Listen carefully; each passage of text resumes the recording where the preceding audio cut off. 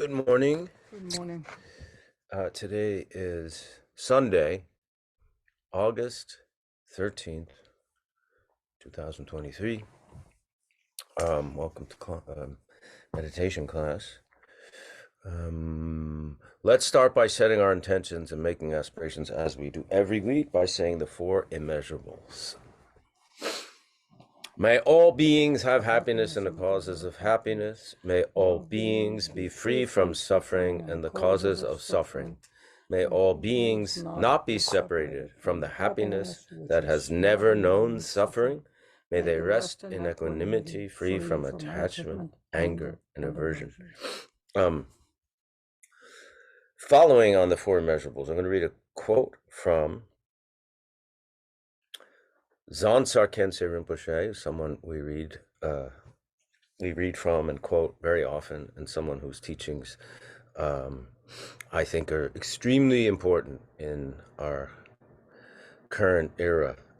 He's if you're not familiar with him, his name is on our website, Solidago Productions. You could see his name and I think some of his books, but his books and you can Google him. There's a bunch of his teachings on Zoom. He's also a filmmaker.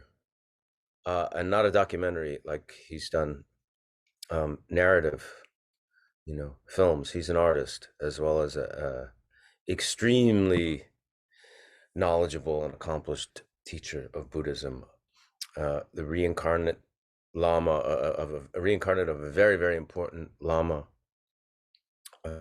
Jam Kensei Rinpoche. I think he's someone very important for our times because he really understands the time in which we live in and the challenges and also the advantages of living in this age. When we always talk about the dangers and the fears of technology and all these things, but there's also, look, we wouldn't be doing this class if it wasn't for computers and the internet and social media. So there's positives to the world we live in that he understands as well. So he has a Instagram page called Siddhartha's Intent, which is also the name of an organization that he runs dedicated to the teachings of Buddha. But this is a quote of his about the four immeasurables, which is the prayer that we just said. Wisdom should be given the driving seat. If you do not understand the wisdom, then the four immeasurable thoughts, the four immeasurables, are just something very nice and very sweet. That's all. And he talks often about how, and we've talked about this a bit too, how Buddhism is not just a set of rules and regulations to follow by, but it's much more about cultivating the mind and cultivating awareness. And it's much more about the view of Buddhism, which is about non-duality, dependent origination, interdependence, impermanence, and those things. And when you say wisdom be given the driving seat, means it's going beyond just don't lie, something like that, right? Or this pithy thing that could say, may all beings have happiness. Well, what does that actually mean? How do we, not only what does that mean, what does that mean to us? What does that mean when I go outside and walk down the street and go to the store and get on the subway?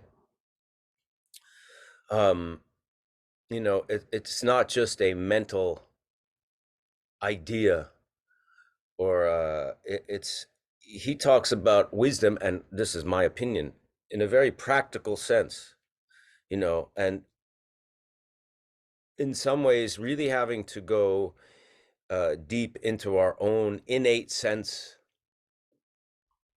of what's right and what's wrong. And for that, you have to be very honest with yourself, because you can very easily hide behind your best intentions. When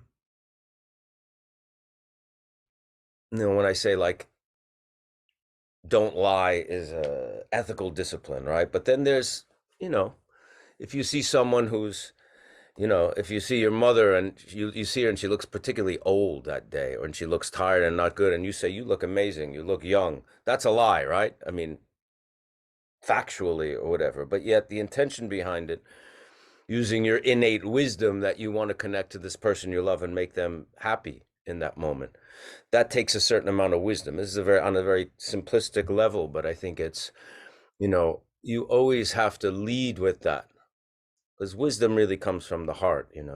It's not just this mental construct of what's right and what's wrong, and am I on the side of righteousness, or there's,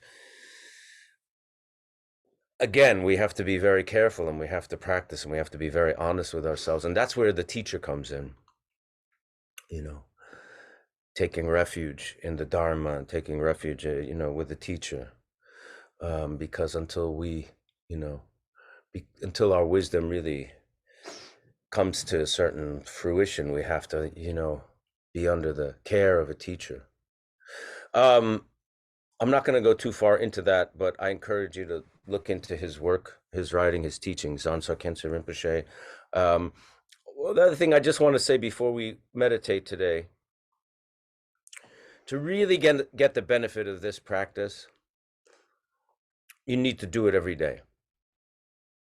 Granted, there are going to be some days when it's impossible and you won't do it, and you don't beat yourself up for not.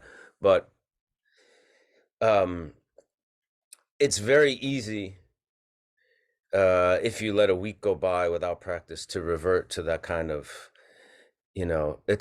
there's awareness and then there's the afflicted mind. There's not really much in between. And by afflicted mind, I don't mean necessarily like, really particularly negative, destructive things, but just distracted thinking, self-centered thinking, you know, um, lost in samsaric, the whirlpool of samsara, you know what I mean? The gains you get from daily practice and from checking, the daily practice also kind of reinforces your ability to check in during the day, right? So you meditate in the morning, your ability to check in and sink, settle into that kind of aware state of mind is going to be easier because you're practicing every day. When you don't, it's so, I'm completely talking from my own experience. When you don't, it's very easy to revert right back to kind of being lost in that distracted state, afflicted states, often as well. Um, and you need to see that for yourself. That's also where wisdom comes in. Wisdom also comes from learning it, trial and error, seeing what works, what doesn't work. So I encourage you to kind of do an experiment. Do a week where you do it every day, and during those days, after your practice during the day, you know, commit to checking in if several times, make it a specific number of times, 3 times, 4 times, 5 times. I'm going to just check it, slip in, sink into that nature of, awareness that we work on. Do it for a week, and then take 4 or 5 days where you don't do it, and see if there's a difference, and then go back to it. Do an experiment. Buddha himself said, "Don't take my word for it. Do it, use it, work it out. Work on it yourself, and see if it works for you. Don't just work on it because I'm saying it." Okay, with that, let's practice. We're not doing a review today, so those of you who are new and have not been here, you can go to our website, Meditation with Michael Imperioli on YouTube, and the first classes of this year, 2023, mid-January 2023, have very detailed review of the basic meditation technique. But for now, we're just going to go right into our sitting practice.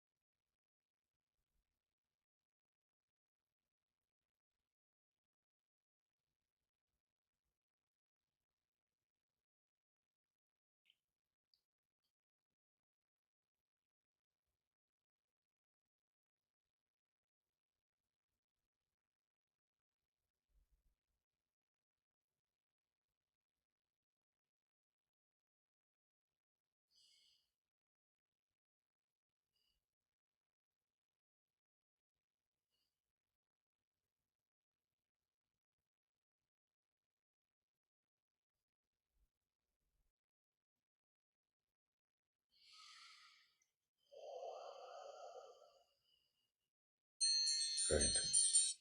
Okay. Well, Victoria's going to speak for a little bit, and then we'll take some questions.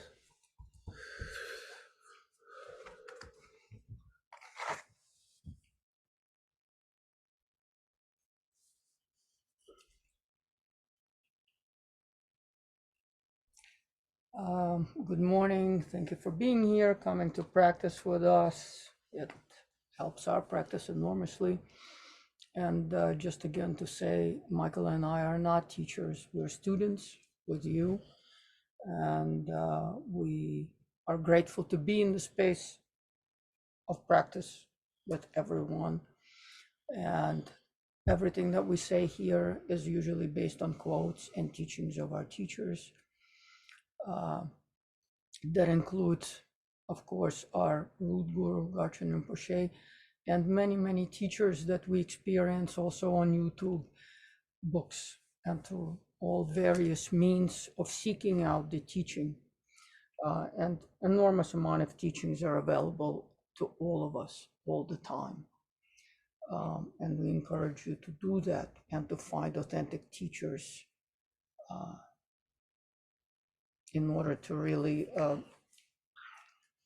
make the path authentic, linked to an authentic lineage, and be in the care of a real guru. In other words, if you're looking for a doctor, you're going to want the best of care. And that's what a teacher is, even much more life important than even a brain surgeon in cases, or a heart surgeon in cases of our physical health. Because after all, our physical level is only here. Our physical vessel is only here so that our mind can develop and evolve toward full enlightenment. So taking care of the body is very, very key and very important. The body and mind, as long as they're here, travel in conjunction with each other. But needless to say, the body is a vessel, and the mind is in that vessel temporarily. So the emphasis always being on our mind. For the many weeks and months, we have been talking about difficulties, suffering. We suffer when we encounter difficulties in terms of difficult persons, in terms of obstacles to our health, to our life, obstacles in our environment, how to deal with those kinds of things, what to do when these things arise. And when these things arise, as practitioners, everything starts with awareness. First is that we become aware that whatever arises, whether it's an illness, loss, a difficult person, whatever arises is not something in itself out there. Whatever arises is, first and foremost, is karma, interdependence,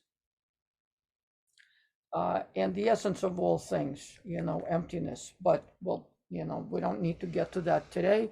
But let's talk about interdependence and karma. Karma, we receive difficult things because they arise in our life as a result of our own activity.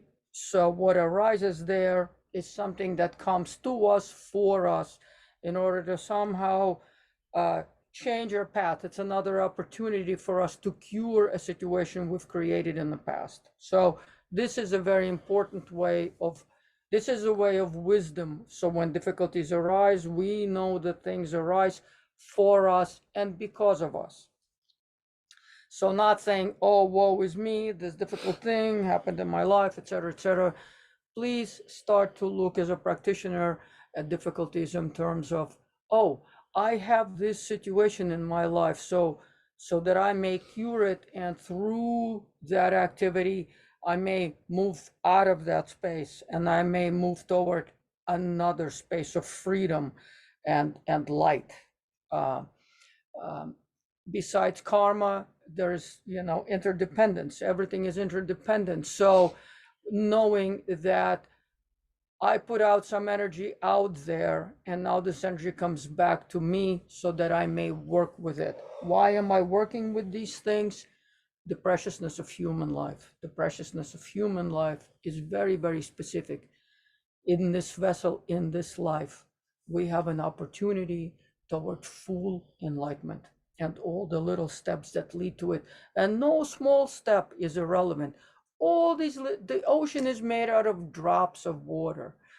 All these little drops add up to create the ocean of wisdom. So nothing is small and nothing is irrelevant. And no act of kindness, no act of freedom is an irrelevant thing, because it shapes, it takes away the edges of sharpness that continue creating negativity in this world. And, you know, uh, filtering poisons, no matter how little poison you take away, it, that little taking away stops polluting us and stops polluting our environment. So everything, every moment of awareness is pivotal and absolutely quintessential.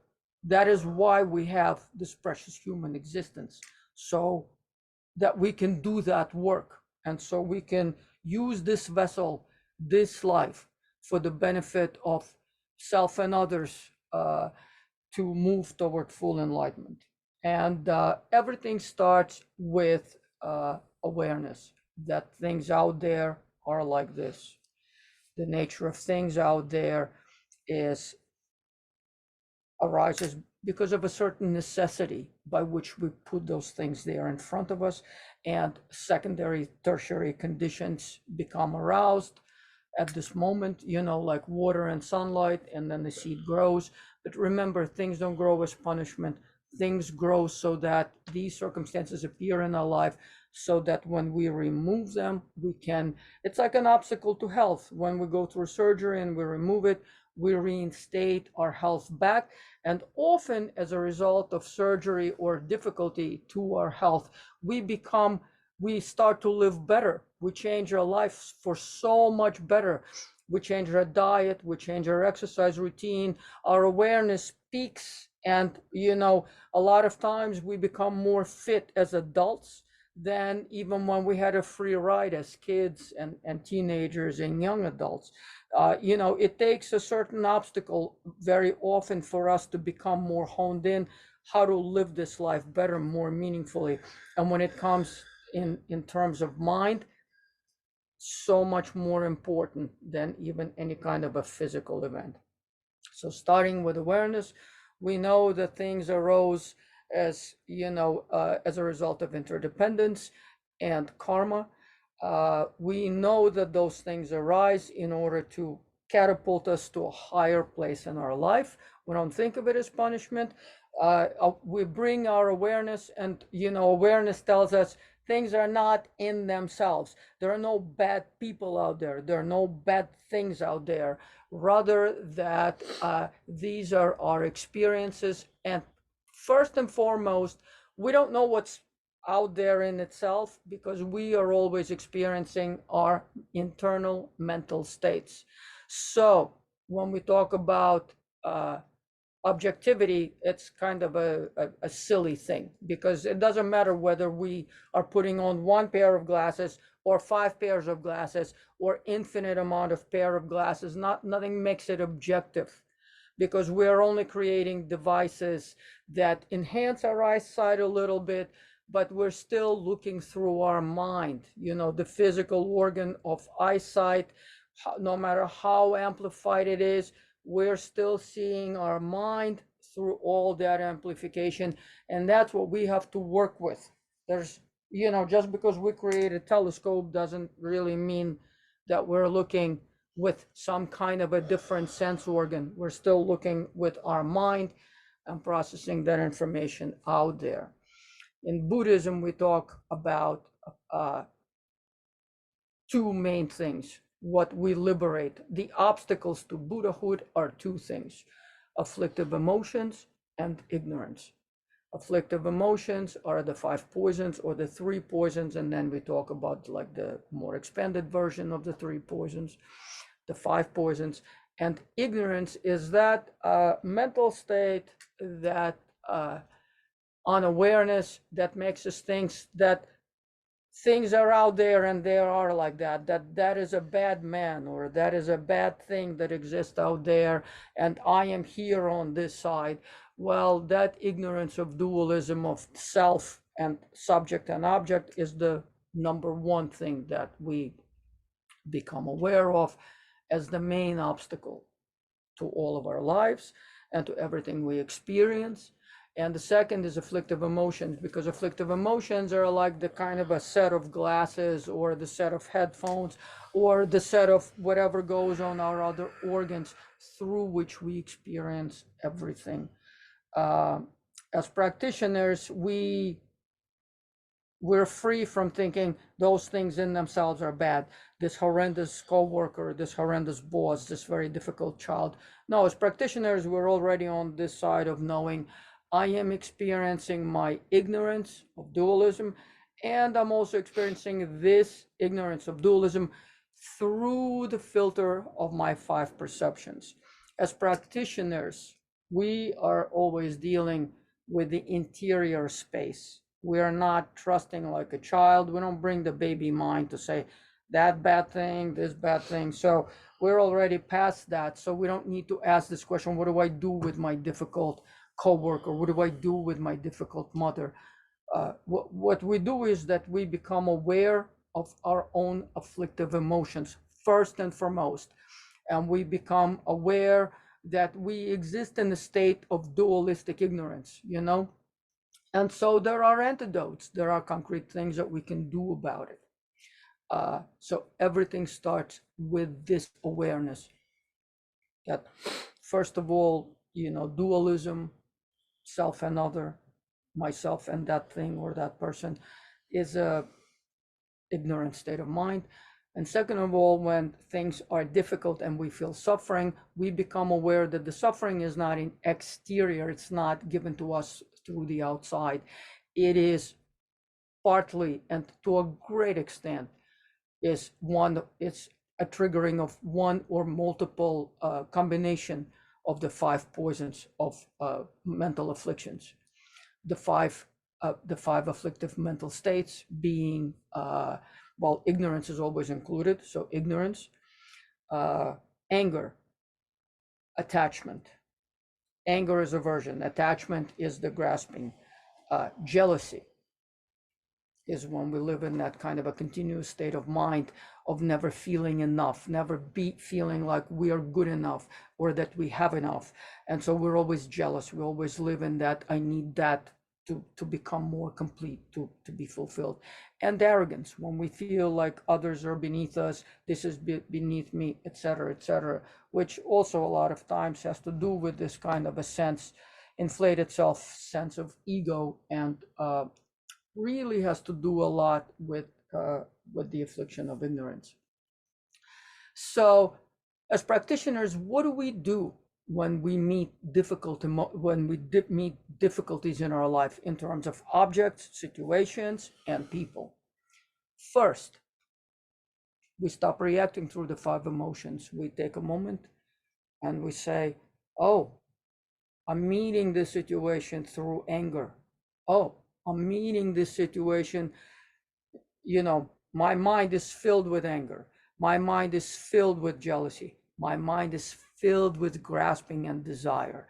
My mind is filled with arrogance." We become aware that what's out there, the difficulty itself, the first layer and the greatest layer of it, it's actually everything that we can ever experience, is our mind. We are projecting that, we are experiencing, our experience is happening through the filter of one or multiple conjunction of these emotions. So we stop, we pause, we become aware when these emotions arise. We can feel them on a sensorial level. We know the wind of anger. We know the quality of jealousy. We know the quality of addiction and grasping and wanting before it, we don't even need an object. We're only working with the emotion, because no matter what the object is, if we have these emotions, they will spill onto everything. And if we vanquish this enemy, the minute that enemy moves to another city, another enemy will appear, because as long as we have not parted from anger, enemies will only multiply. Objects of desire and addictions will always be there. We will sit in front of a mountain of gold as long as we have avarice, craving, jealousy. Nothing will ever be enough. We will always be running in this attitude like a hamster in the wheel toward the next thing. So as practitioners, we never focus on objects, we never focus on people, we focus on this, what makes our experience such and such. When you have a difficult situation, when a difficult situation arises, and that could be an object, an illness, a person, we don't get hooked.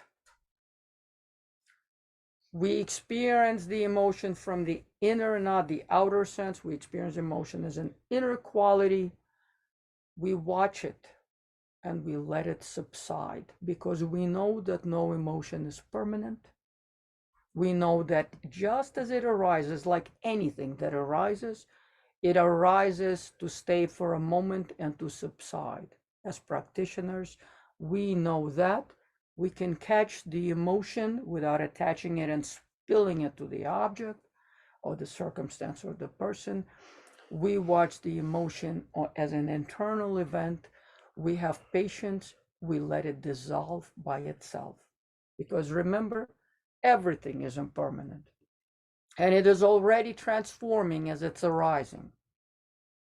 Now we add mindfulness and autonomy, and then we first use patience to let the emotions dissolve.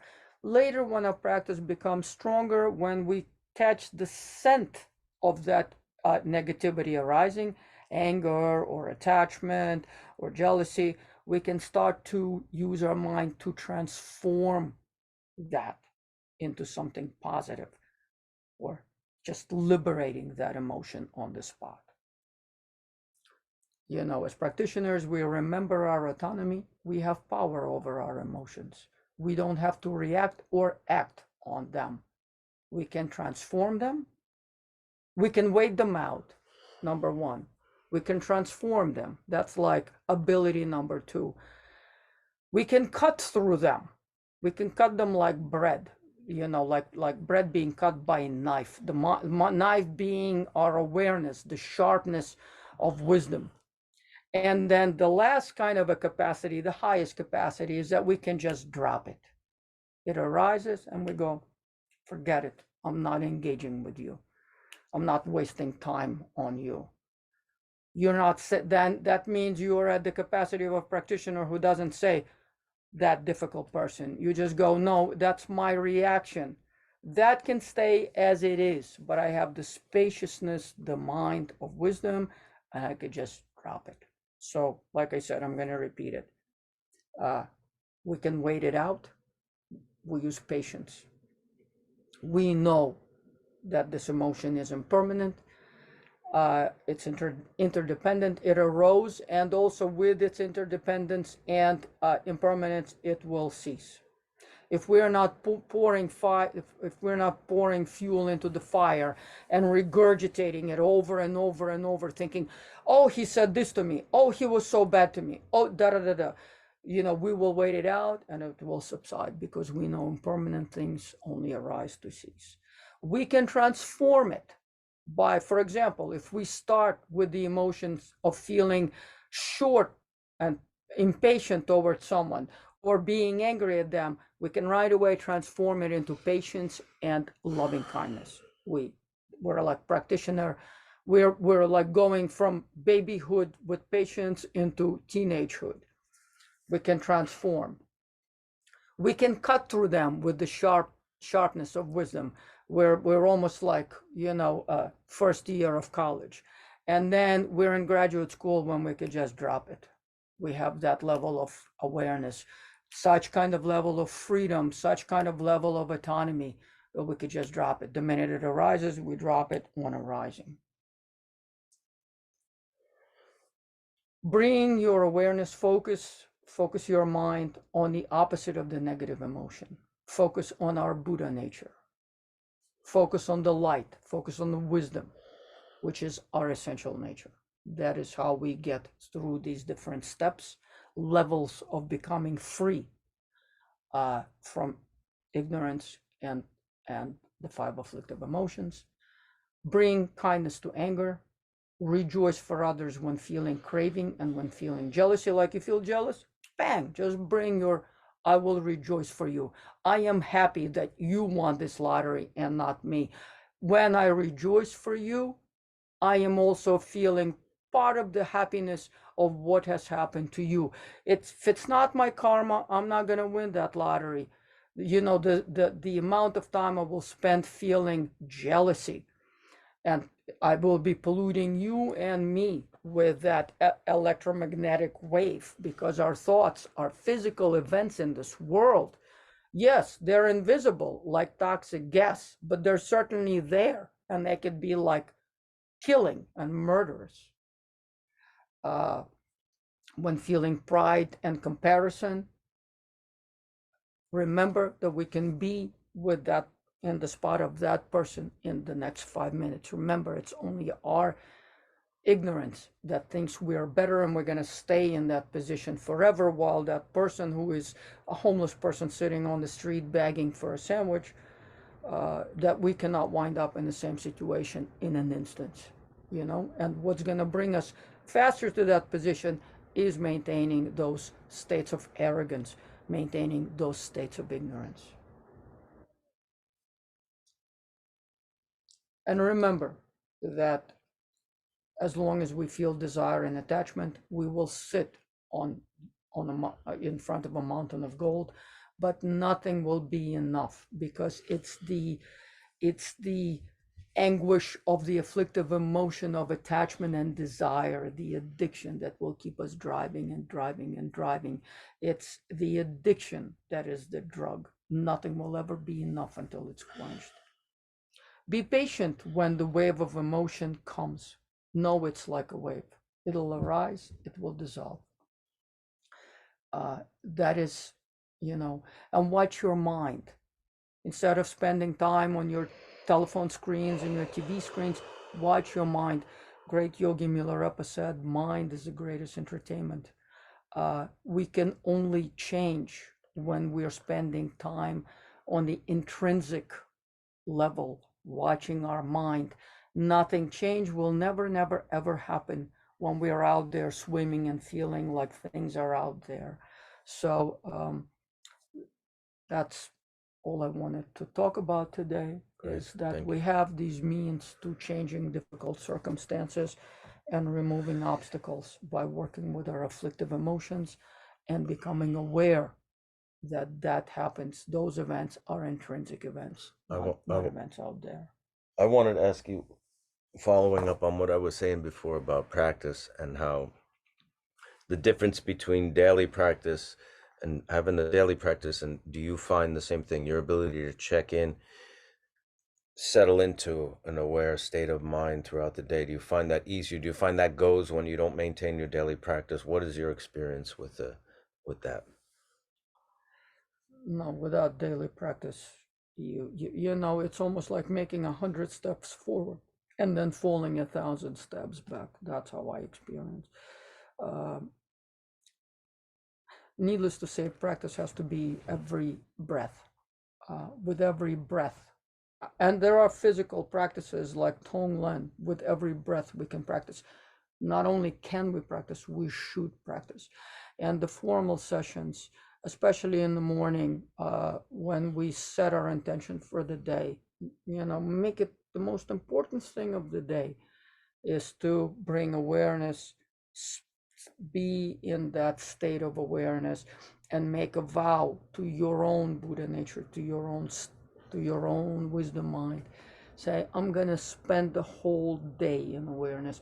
Because when we actually say that, our cells, our everything listens to it, and something does really happen.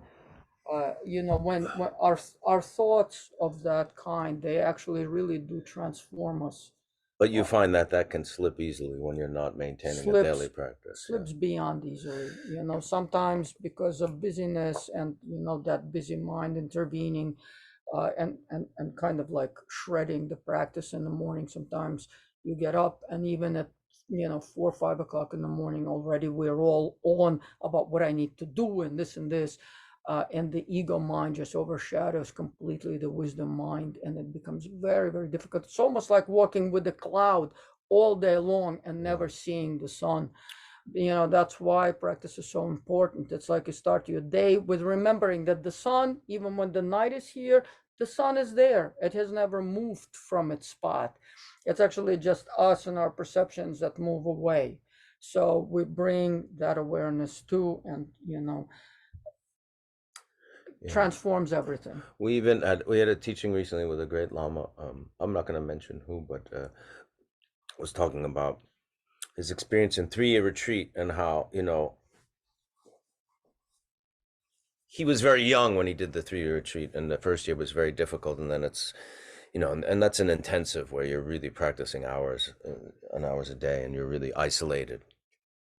I'm basically dedicating those 3 years to practice, and how the second year and it started and increasing, and the awareness was so present and powerful. And he said, and that can go, when his retreat was done and when he wasn't as vigilant and when he wasn't as on top of things, how that level of awareness can easily go, even when you're making 3 years commitment, after that. So, I mean, if someone, if that experience, has the same kind of fluctuations, imagine just our,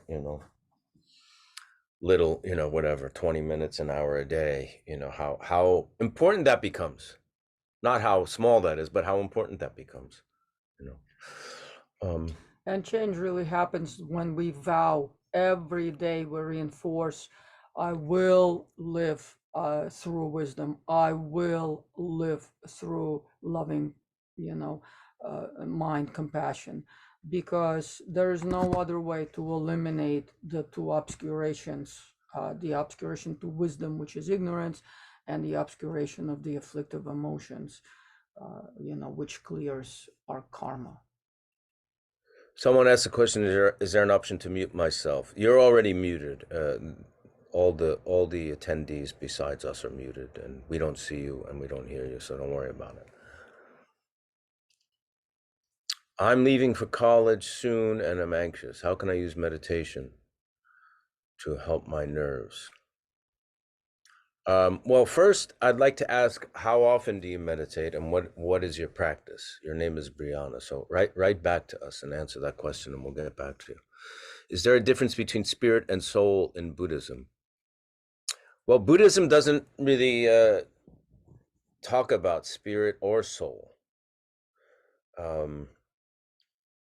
because spirit and soul usually talks about an inherent self or I, whereas Buddhism talks about consciousness, mind, non-duality, impermanence, interdependence, which really doesn't include the sense of an inherently existing self.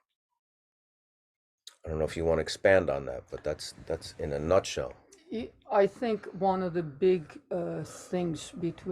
differences between Eastern, Western philosophical framing is that there are many words for mind in Buddhism. So all the Eastern traditions, there's not one mind. There are levels of mind. We start with kind of this, and again, you could say ordinary mind sometimes means the mind of the Buddha.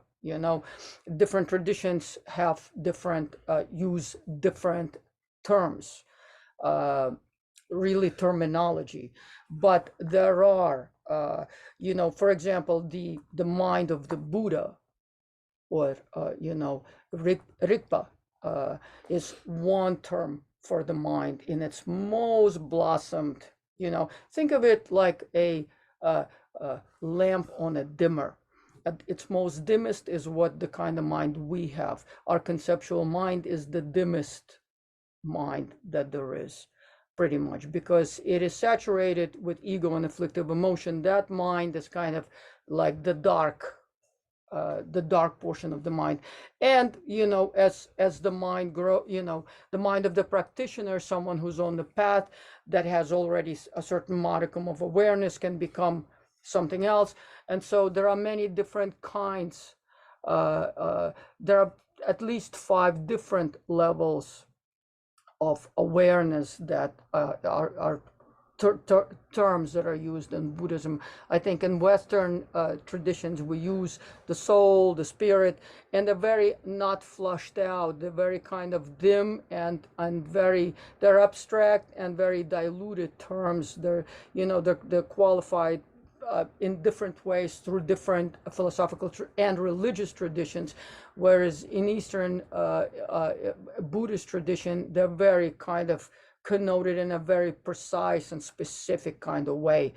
Mental states which are devoid of ignorance and affliction, mental states that are affliction and ego attachment, these states of mind that very high practitioners have, states of mind that Buddhas have, omniscience.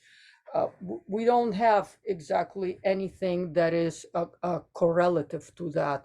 So it's difficult because our words for these different levels and states of mind are very, like the soul seems to me more of this state of mind that has a lot of emotional content to it, whereas the spirit seems to be more of an abstract intellectual level of mind that is somewhat free from emotional afflictions.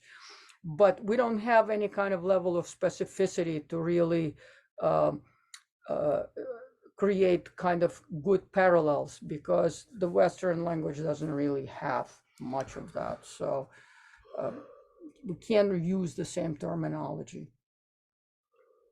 According to Buddhism, how can one find balance on a daily basis? I'll ask you the same question as Brianna. What's your practice and how often do you meditate? Your name is Brittany. Victoria, do you believe there are people with degrees of afflicted emotion, degrees of suffering? I believe there are people in the world who are evil. As such, they have the highest degree of suffering. In this case, I think it's almost impossible, unless you're fully enlightened, to not see them apart from oneself, to engage in that dualism by default. Do you believe dualism is a bad thing, or is it just a natural state as humans? Hopefully I'm not misunderstanding dualism. Well, dualistic mind is a mind of ignorance. Do remember that whatever mental state, the darkest of the lamp on the dimmer, is still based on the fact that we could be illuminated to its maximum capacity. That's what the word Buddha means. Fully awakened, a lamp on its total mode of being switched on. That's Buddha mind. We are like the lamp on the dimmer all the way down. So the dualism, the darkest state of mind, also happens based on our Buddha nature. So our innate nature is always the Buddha nature. The version where we don't know who we are, being very far away from our nature, being very lost in the dualistic afflictive mental states, is kind of us being dimmed down all the way. Regarding, are some people evil? All beings, and I don't mean just human beings, all sentient beings have exactly the same nature, have exactly the same basis.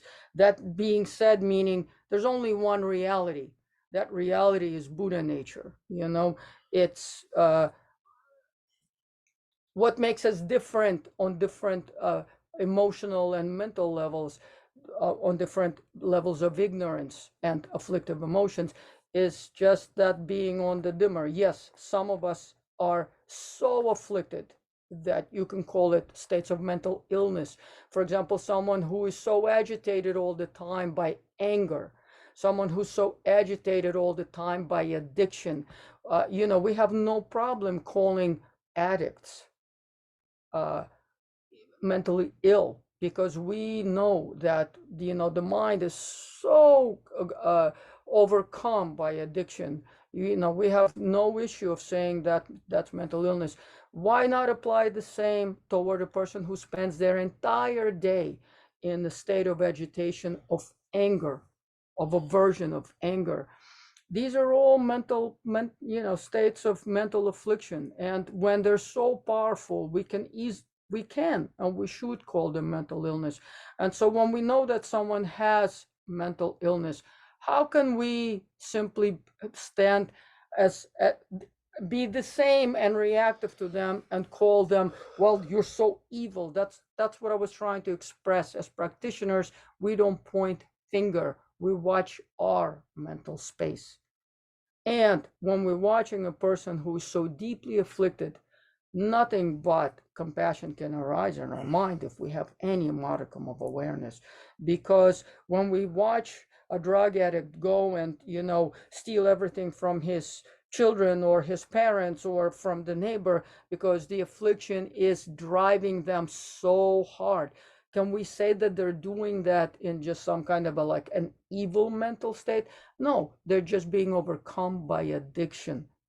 Are they truly evil in their nature? Is their nature corrupted by their addiction? No. When their mental illness is removed, they will still have the same perfect Buddha nature. Buddha nature is uncorruptible. The basis of our nature is uncorruptible. Now, our afflictive emotions and our perpetual habitual things like being an addict, being constantly angry, they're habitual, but they're not permanent. They're removable states. States of mental illness are removable, and that's why we're here in the space to work with that. We're not here to point at faults of others. We are only here to know our own inner mental states.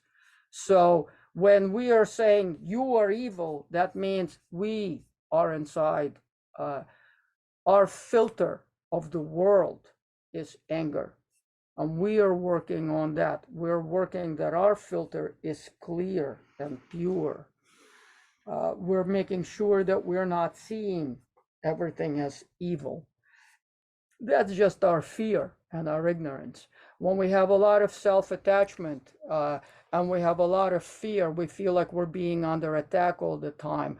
Our anger arises as a response of that ignorance, and then we feel that we're surrounded by evil, we're surrounded by this. When we have wisdom, we make space, and we could be like doctors going into a mental institution, and we can be there for the patients inside the mental institution as those who will help them and aid them and do everything we have in our power to be able to quench and put that fire out for them.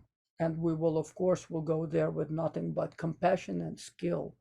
And that's why we practice to have compassion and skill before we enter that mental institution. Otherwise, we're just one of the other patients in the mental institution, set ourselves on fire by our own afflictions.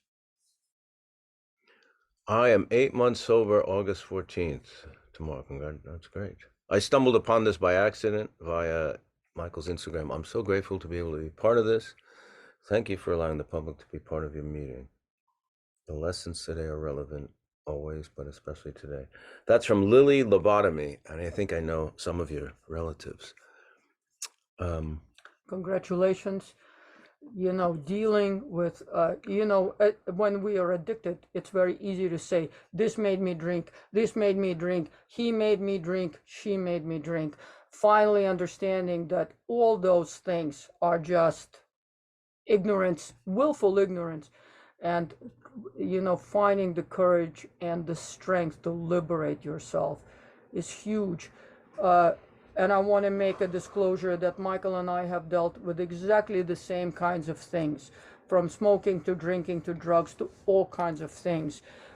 Becoming liberated from those kinds of mental states and physical states is huge. And it's a huge, know how big it is that you are able to do that. It is vast. And also just remembering too that when we are free from our negativity, we no longer pollute everything around us, because everyone who comes in contact with us while we're polluted by attachment, aversion, anger, all this kinds of stuff, everything becomes polluted in our field as well, and infinitely. Because interconnectedness, we have to understand that everything is interconnected on an infinite level. We're not capable of seeing the interconnectedness infinitely. We can only see it in our immediate environment. But we have, the wisdom mind knows that everything in reality is interconnected. So there's nothing small and insignificant. So it's huge to become liberated. Huge. But also know that there's a difference between someone who drinks and an alcoholic, and someone who, Buddhism doesn't require you to not drink.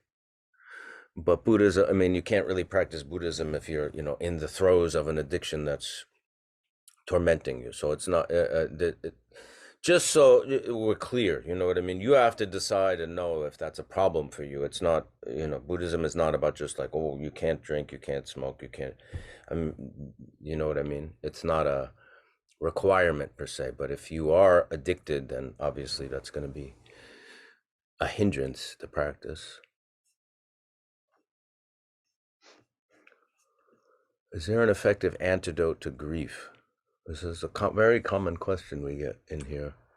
Yeah, I've meditated on impermanence, but is this just something to be with and know that it's also impermanence? Any kind of a very specific practice dealing with any kind of pain, grief being this kind of suffering, twofold. One, we do Tonglen practice. Whatever pain you experience, make that recognize that many countless others are experiencing that with you right in this instance. And so as long as you're going to be experiencing this kind of pain, say to yourself, let me feel it for all the other beings. That immediately, when we can perform that Buddha-like activity, taking that pain of others onto ourselves and wanting them to remove it from them, immediately is working with our own pain and expanding it to another, to the territory of where we kind of like live our Buddha nature in action. And the other portion of it, that's activity. That's an enlightened activity portion, the Tonglen meditation. And the wisdom activity is knowing that the bond of love never ceases. You can speak the mind of the person. Maybe the personhood in that form is no longer there, but the mind has never been created, has never left the universe. It is always there. You can speak to your loved one always and maintain the bond of love. So we do it like that. Do practices like tarot and crystal healing contradict meditation, or can they be used together? I don't know anything about tarot and crystal healing, and I've never heard about it in the teachings through a teacher or something like that. So I'm not sure how to answer that. In Buddhism, we always work with mind, and just to reiterate it again, happiness and being free is never going to be found anywhere externally. Those are completely intrinsic kinds of things. So we are always working with mind. And all the Buddhist practices, every single practice is to liberate our mind from suffering. When we liberate our mind of ignorance and afflictions, wisdom and happiness are the natural outcomes. It's like removing an illness is health, right? Reinstating health back to its space where it is meant to be. So when we remove the two obstacles, the obscuration of ignorance and the obscuration of affliction, Buddhahood is a natural outcome, like removing an illness is reinstating health. So Brianna, who asked about starting college and anxious about it, and how can she use meditation, I asked what her practice was. She says she meditates 20 minutes a day, which is a good start. You know, if you're stick to your practice, meditate every day, and make a commitment to connect to your aware state of mind, uh, several times throughout the day. Maybe make it specific, 3 or 4, and just remember your thoughts, the thoughts that create anxiety, right? The thoughts that create this movie of what the future is going to be, of what the difficulties in college is going to be, what the difficulty is in your roommates and living situation. We invent these movies in our mind. So when you get possessed by that, use your awareness to say that has no basis in reality.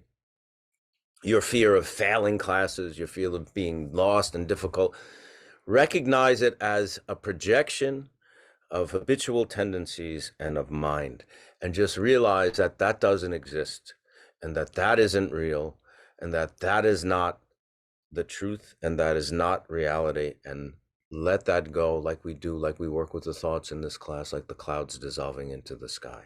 That's a way to start. And I would like to add to what Michael just said. So that's one thing, right?